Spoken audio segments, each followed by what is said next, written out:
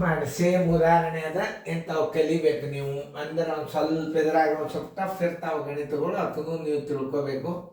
ಚೆನ್ನಾಗಿ ತಿಳ್ಕೊಂಡು ಮಾಡಿರಿ. ರಾತ್ರಿ 12ವರೆಗೆ ಮಲಗಿದ ಸಮಯ ಪ್ಲಸ್ ಎದ್ದ ಸಮಯ ಒಟ್ಟು ನಿದ್ರಿಸಿದ ಸಮಯ. ಸರಿಯಾಗಿ ಅರ್ಥ ಮಾಡ್ಕೊಂಡು ಗಣಿತಗಳನ್ನು ಮಾಡಿರಿ. ಮಾಡೋದಾದಿಂದ ವಿಡಿಯೋ ಆನ್ ಮಾಡಿರಿ. ನೀವು ವಿಡಿಯೋ ಮ್ಯೂಟ್ ಮಾಡಿ ಗಣಿತಗಳನ್ನು ಬಿಡಿಸ್ಬೇಕು. ವಿಡಿಯೋ ಮ್ಯೂಟ್ ಮಾಡಿ ಗಣಿತ ಬಿಡಿಸ್ರಿ. ಅಂದ್ರೆ ನಿಮಗೆ ಏನು ಅನ್ನಿಸ್ತದ ನಾವು ತಿಳಿಸ್ಲಿಕ್ಕೆ ಬರ್ತೀವಿ. ನಿಮ್ಮದು ಬಿಡಿಸೋದಾಯ್ತಾ, ವಿಡಿಯೋ ಆನ್ ಮಾಡಿ ನೋಡ್ರಿ ಎಲ್ಲರೂ. ಇಲ್ಲೇ 2 ಸಮಯ ಭಾಗ ಆಗ್ತದೆ. ಒಂದು ರಾತ್ರಿ 12, ಒಂದು ಹಗಲು 12. ಪೂರ್ವಾಹ್ನ ಕೊಟ್ಟಿದ್ದ ಅಂದ್ರೆ ಮಧ್ಯಾಹ್ನ 12ವರೆಗಿನ ಸಮಯದಾಗ ಕಡಿಬೇಕು. ರಾತ್ರಿ ಕೊಟ್ಟಿದ್ದ, ಅಪರಾಹ್ನ ಕೊಟ್ಟಿದ್ದ 12 ದಾಟಿತು, ಮಧ್ಯಾಹ್ನ 1:30 ಅಂತ ಕೊಟ್ಟಿದ್ದ ಅಂದ್ರೆ ರಾತ್ರಿ 12ವರೆಗಿನ ಅವಧಿ ತಗೋಬೇಕು. ಮಧ್ಯಾಹ್ನ 3 ಗಂಟೆ ಅಂತ ಕೊಟ್ಟಿದ್ದರು, ರಾತ್ರಿ 12ವರೆಗಿನ ಅವಧಿ ತಗೋಬೇಕು. ಇನ್ನು ರೈಲು ಪ್ರವಾಸದ ಲೆಕ್ಕಗಳು ಬರ್ತಾವೆ.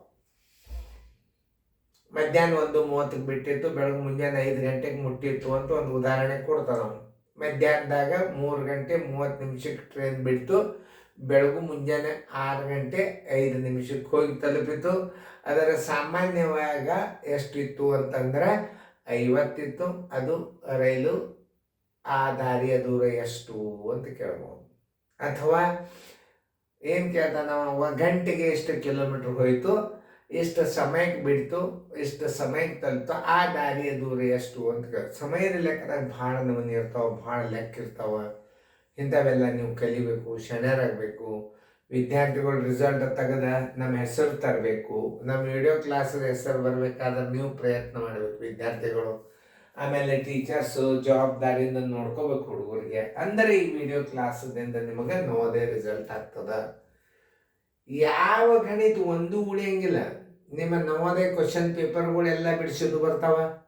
ಇವತ್ತು ನೋಡ್ರಿ, ನಾ ಒಂದು ಜಸ್ಟ್ ಒಂದು ವೆಕೇಶನ್ ಕ್ಲಾಸದ್ದು 10 ವಿಡಿಯೋ ಹಾಕಿನ ನಾ ಇವತ್ತು ನಿಮಗೆ ಹಾಗೆಲ್ಲ ತೆಗೆದು ಹಾಕ್ತೀವಿ. ನೀವು ವಾಟ್ಸಪ್ ಗ್ರೂಪ್ ಮಾಡ್ಕೋಬೇಕಂದ್ರೆ ನಿಮ್ಗೆ ಅಭ್ಯಾಸ ತಿಳಿತದ ಬೇಗನೆ.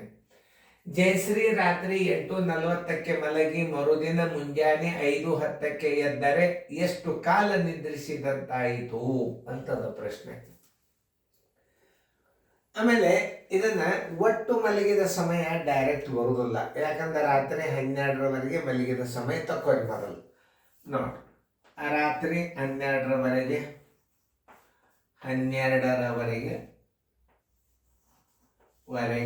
ಮಲಗಿದ ಸಮಯ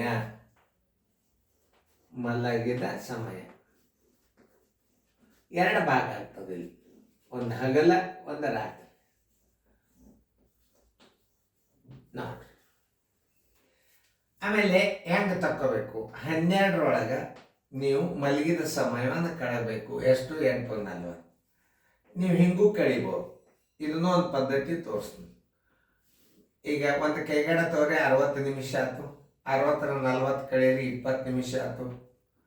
12ರ 9 ಆದರೆ ಎಷ್ಟಾಯ್ತು? 3 ಗಂಟೆ 20 ನಿಮಿಷ. ರಾತ್ರಿ 12 ಸಮಯ. ಒಟ್ಟು ಮಲಗಿದ ಸಮಯ ಬರೋಬ್ಬರಿ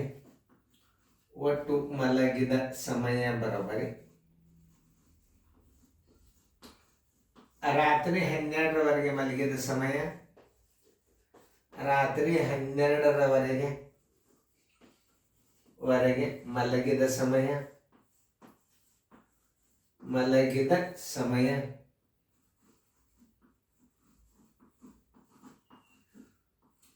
ಎಷ್ಟದ? 3 ಗಂಟೆ 20 ನಿಮಿಷ ಪ್ಲಸ್ ಎದ್ದ ಸಮಯ. ಅಲ್ಲಿ ಸಮೀಪ ಬರೀತಾನೆ ಏನು? ಎದ್ದ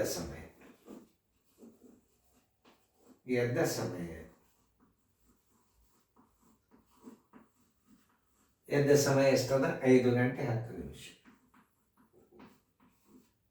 ಕೂಡಿಸ್ಕೊಂಡು 8 ಗಂಟೆ 30 ನಿಮಿಷ. ಆಯ್ತು ಸರ್, 8 ಗಂಟೆ 30 ನಿಮಿಷ.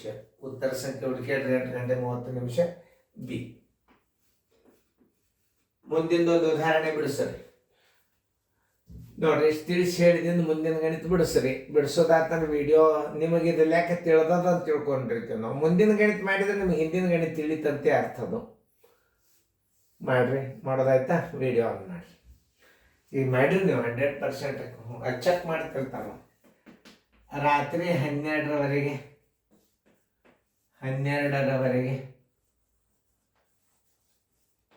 ಮಲಗಿದ ಸಮಯ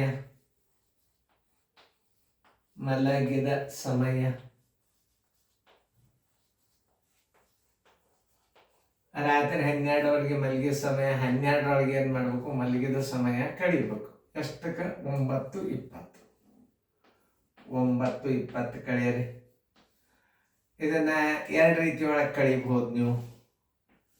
ನೋಡಿ, 1 ಗಂಟೆ ಕೈಗಡ ತಗೋರಿ, 60 ನಿಮಿಷ ಆಯ್ತು. 60ರಾಗ 20 ಕಳೆಯಿರಿ, 40 ನಿಮಿಷ ಆಯ್ತು. 12ರಾಗ 10 ಆದ್ರೆ 2 ಗಂಟೆ 40 ನಿಮಿಷ ಆಯ್ತು. ಒಟ್ಟು ಮಲಗಿದ ಸಮಯ ಬರೋಬರಿ 12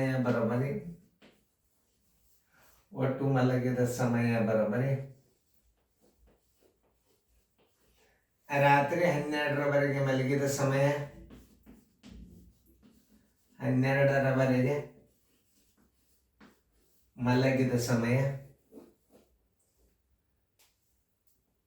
ಮಲಗಿದ ಸಮಯ ರಾತ್ರಿ 12ರವರೆಗೆ ಮಲಗಿದ ಸಮಯ 2 ಗಂಟೆ 40 ನಿಮಿಷ ಪ್ಲಸ್ ಎದ್ದ ಸಮಯ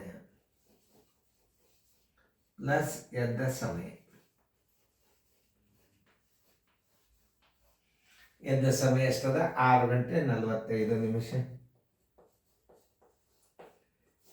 85 ಆಯ್ತು. ಇಲ್ಲಿ 6 2 8 ಆಯ್ತು. 60ಕ್ಕಿಂತಲೂ ಹೆಚ್ಚು ಆಗಬಾರ್ದು. 60 ನಿಮಿಷ ಅಂದ್ರೆ 1 ಗಂಟೆ ಅಂತ ತಿಳ್ಕೊಂಡಿದ್ರೆ ಕೂಡ್ಸೋರಿ. ಇದು 9 ಗಂಟೆ ಆಯ್ತು. ಇದು ಕಳೆಯಿರಿ 25 ನಿಮಿಷ. 9 ಗಂಟೆ 25 ನಿಮಿಷ. ಆನ್ಸರ್ 9 ಗಂಟೆ 25 ನಿಮಿಷ. ಉತ್ತರ ಸಂಖ್ಯೆ ಇಲ್ಲದ ನೋಡ್ರಿ. 9 ಗಂಟೆ 20 ಉತ್ತರ ಸಂಖ್ಯೆ ಡಿ. ತಿಳಿಸಿ ಹೇಳ್ತಾನೆ ಇನ್ನೊಂದ್ಸಲ, ಯಾಕಂದ್ರೆ ಇದು ಇಂಪಾರ್ಟೆಂಟ್ ಗಣಿತ. ಇವು ಬೀಳ್ತಾವೆ ನಿಮ್ಮ ನವೋದಯದ. ಡೆಫಿನೆಟ್ಲಿ ನವೋದಯದ ಬೀಳೋ ಗಣಿತಗಳು. ರಾತ್ರಿ 12ರವರೆಗೆ ಮಲಗಿದ ಸಮಯ 12ರಾಗ 8:40 ಕಳೆದ್ರೆ 3:20 ಬಂತು. ಇದನ್ನು 12ರಾಗ ನೀವು ಹಿಂಗೂ ಮಾಡ್ಬೋದು, 11:60 ಮಾಡ್ಬೋದು. ಮ್ಯಾಲೆ 8:40 ಕಳೆಯಿರಿ. ನೋಡ್ರಿ, ಇದು ಅಷ್ಟೇ ಬರ್ತದೆ ಉತ್ತರ. ಮೈನಸ್ ನೋಡಿ 20, 11ರಾಗ 8 ಆದ್ರೆ 3. ಇದು ಹಿಂಗೂ ಮಾಡ್ಬೋದು, ಹಿಂಗೂ ಮಾಡ್ಬೋದು. ಅಲ್ಲಿ ನೋಡಿ 12 ಮಾಡಿದೆ. ಅದ ಮೇಲೆ ಏನು ಮಾಡೋದು? 12ರವರೆಗಿನ ಸಮಯ ತಗೋಬೇಕು. ಗಡಿಯಾಳದಾಗ 2 ಭಾಗ, ರಾತ್ರಿ 12, ಹಗಲ 12. ರಾತ್ರಿ ಮಲ್ಕೊಂಡಾರಂದ್ರೆ ರಾತ್ರಿ 12ರವರೆಗಿನ ಸಮಯದಾಗ ಕಡಿಬೇಕು. ಆಮೇಲೆ ಒಟ್ಟು ಮಲಗಿದ ಸಮಯ ಬರೋಬ್ಬರಿ ರಾತ್ರಿ 12ರವರೆಗೆ ಮಲಗಿದ ಸಮಯ ಪ್ಲಸ್ ಎದ್ದ ಸಮಯ 8:30 ಆಯ್ತು. ಉತ್ತರ ಸಂಖ್ಯೆ ಡಿ. ಇಲ್ಲಿ 12 9:20 ಕಳೆದು ಒಂದೇ. ಇಲ್ಲಿ 11 ಇದು ಎರಡನೇ ರೀತಿ. 11:60 ಮೈನಸ್ 9:20 ತೋರಿಸಿದ್ ನಾನು ನಿಮಗೆ. 2 ರೀತಿ ಕಳಿಬಹುದು. ನಿಮ್ಗೆ ಯಾವ್ದು ಸರಳ ಆಗ್ತದೆ ಅದನ್ನು ಮಾಡ್ಕೊಳ್ಳಿ. 40 ನಿಮಿಷ.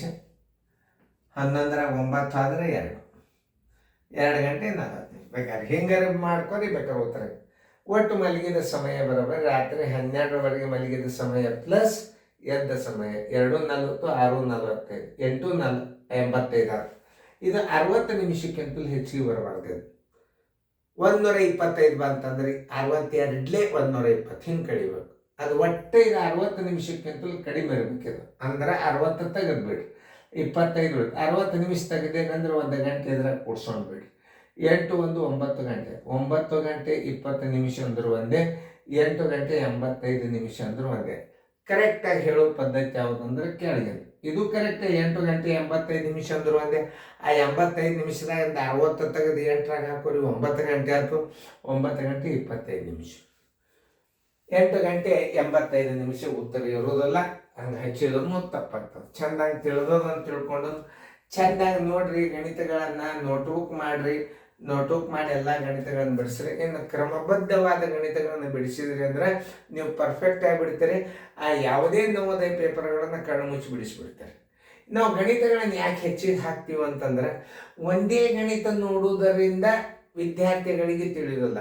ದೊಡ್ಡವ್ರು ತಿಳ್ಕೊಬೋದು, ಒಂದು ಗಣಿತ ನೋಡಿದ್ರಿಂದ ಅವ್ರು ಪರ್ಫೆಕ್ಟ್ ಆಗಿಬಿಡ್ತಾರೆ. ಮುಂದಿನ ಗಣಿತಗಳು ದಾಣ ಹೇಳಿಬಿಡ್ತಾರೆ. ಎಲ್ಲಿ ಬೇಕಾದಲ್ಲಿ ನೀವು ವಿಡಿಯೋಗಳನ್ನು ಅಭ್ಯಾಸ ಮಾಡಿದಾರೆ ಪ್ರತಿಯೊಬ್ಬರಿಗೂ ನವೋದಯ ರಿಸಲ್ಟ್ ಮಾಡ್ಕೊಳಕ್ಕೆ ಸಾಧ್ಯದ. ನಾಳೆ ನಿಮಗೆ ರೀಸ್ನಿಂಗ್ ಹಾಕಿರ್ತಾನೆ ನಾನು, ರೀಸ್ನಿಂಗ್ಗಳನ್ನು ನೋಡ್ಕೊಂಡು ಈ ಗಣಿತಗಳನ್ನು ಫೇರ್ದಾಗ ಚೆನ್ನಾಗಿ ಬರ್ಕೊಂಡು ನೀವು ಗಣಿತಗಳನ್ನು ರಿವಿಷನ್ ಮಾಡ್ರಿ. ಇನ್ನೊಂದು, ನೀವು ಈ ಟಿ ವಿ ಒಳಗೆ ನೀವು ಗಣಿತಗಳನ್ನು ಓಪನ್ ಮಾಡಿ ನೋಡೋದ್ರಿಂದನೂ ಹೆಚ್ಚು ಲೆಕ್ಕಗಳು ತಿಳಿತಾವೆ, ರಿಪೀಟ್ ರಿವಿಷನ್ ಆಗ್ತದೆ, ನೆನ್ಪುಳಿತದೆ. ಹೆಚ್ಚು ಗಣಿತಗಳನ್ನು ನೋಡೋದ್ರಿಂದ, ಹೆಚ್ಚು ಗಣಿತಗಳನ್ನು ಮಾಡೋದರಿಂದ ಏನಾಗ್ತದೆ, ಮನುಷ್ಯ ಪರ್ಫೆಕ್ಟ್ ಆಗ್ತಾನೆ, ಚೆನ್ನಾಗಿ ಫೇರ್ದಾಗ ಬರ್ಕೊಂಡು